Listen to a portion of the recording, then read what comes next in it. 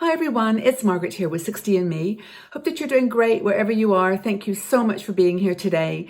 You know, there's one thing that we've had to deal with over the last few months that perhaps has never touched us personally in the past, and that is scarcity. In the Western world, developed countries, we've not ever really had to deal with a lack of water or basic supplies, things that, that we just need to live. I'm not saying that a lot of people don't have, abundance, but scarcity has been something that we have had to deal with the last few months. And there have been some lessons that I have learned. I'd like to share them with you.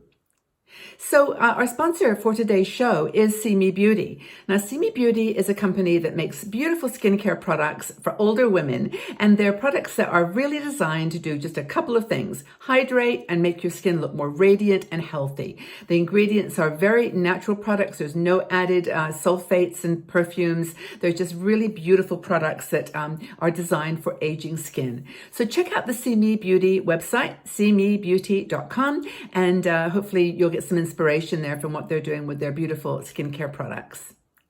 So let's talk about scarcity.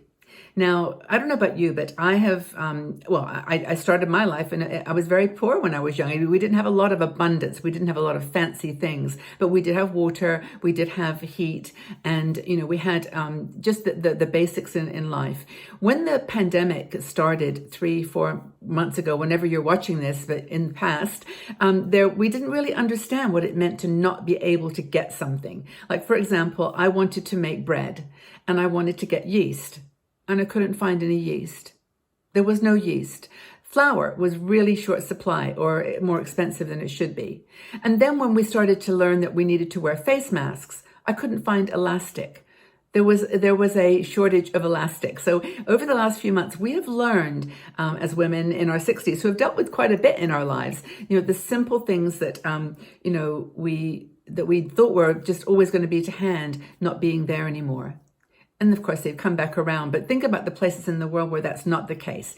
But in any of these kinds of times of challenge, like the COVID-19 situation, we are going to face a choice in our mindset between scarcity and abundance. Now, Teresa Beshwaite wrote this article. She's one of our bloggers. Great article. I'd encourage you to read it. But it's all about this whole idea of how we approach a situation where there is a lack of something. Now, maybe we take it to a different level. We can say, well, this is the time when I wasn't able to get together with my grandchildren or with my children. That's a lack. That's a definite a scarcity.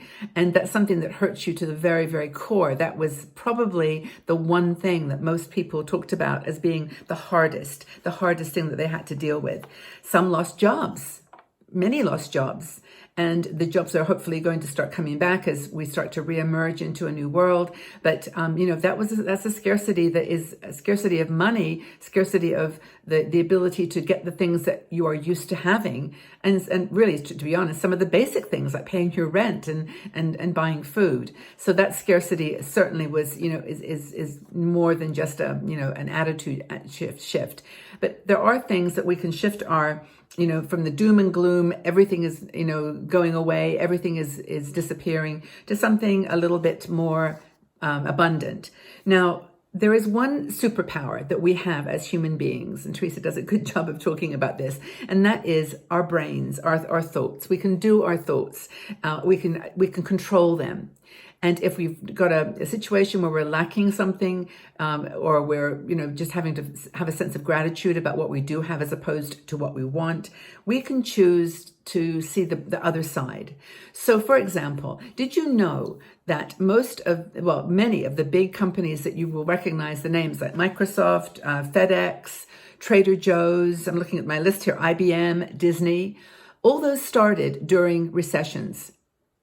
During the 2008 crash, there were so many businesses that emerged because of that reality, that scarcity model.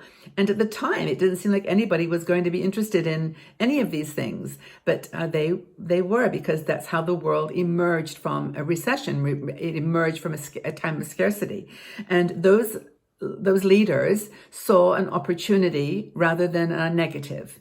So if you've got a situation where you you don't have something that you really, really need, then what can you do to shift your mindset to something? So for example, elastic. Everybody was struggling with elastic for masks, and we all knew that it was a good idea to wear masks. So you couldn't get elastic. Some people used tights.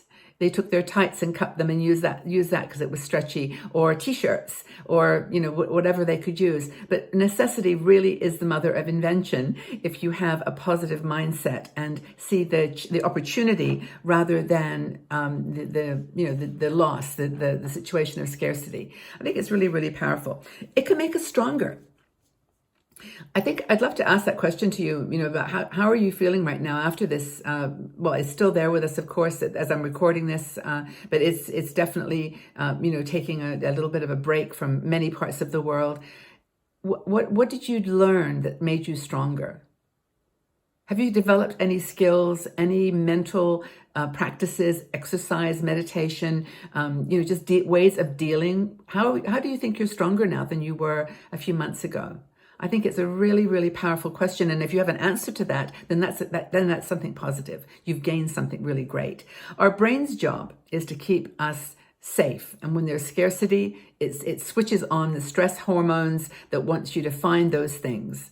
That's just how the brain works. And we have to thank the brain for doing its job, right? It's doing a good job, a good job of protecting us from the really important things. So if you don't have water, you go find water. You need water to live. If you can't find elastic, well, you have to shift your elastic mindset to something else that will work. And I think that's really, really important, is to think about the counterpoints. Like if you, for example, don't watch as much news as you did before, you'll find yourself looking at the bright side or going to the good news channels. And there's lots of those, actually. They're really fun. There's the Daily Optimist, there's the Good News Channel, and go to those places where there is the other side of the world, other side of the attitude in the world is being represented. And the amazing things are that often, in looking at how things have played out during this period, I found that the countries where there's not a lot, where there's not an abundance of the things that we take for granted in the West, those are the ones that are coming up with the most creative ideas. Those are the ones that are doing crazy things. So this can be an amazing time in our lives, and it won't happen probably again exactly like this anyway forever, is to think of the positive strengths that you've gained through this period. Look at your scarcity abundance model and say, are you focusing on the scarcity, like I don't have this, I can't do this, whatever, or are you looking at this has freed me to do this, I now can do this, I'm thinking of new ways to engage. That's the kind of difference in the scarcity versus abundance mindset. And I think all the research shows that if you have an abundant mindset, you're going to be a happier person because you just appreciate everything so much more. And I appreciate you. And I want to thank you all for being here so much. It means the world to me to know that we have a community here on YouTube and on Facebook, Instagram, all over, that cares about each other. And by the way, if you do love these videos, and I do a lot of them, please feel free to subscribe to our channel and also to ring the notification bell. There's a little bell next to the subscribe bar, and it's just the way that you can be told, you'll be informed when a new video is uploaded, and then you can enjoy this conversation. Okay, everybody, well, do have a lovely day. Take really good care of yourselves. Think abundant, think gratitude, and it's going to be okay. It's going to be okay. Just take good care of yourselves. We'll talk again very, very soon. Bye-bye for now.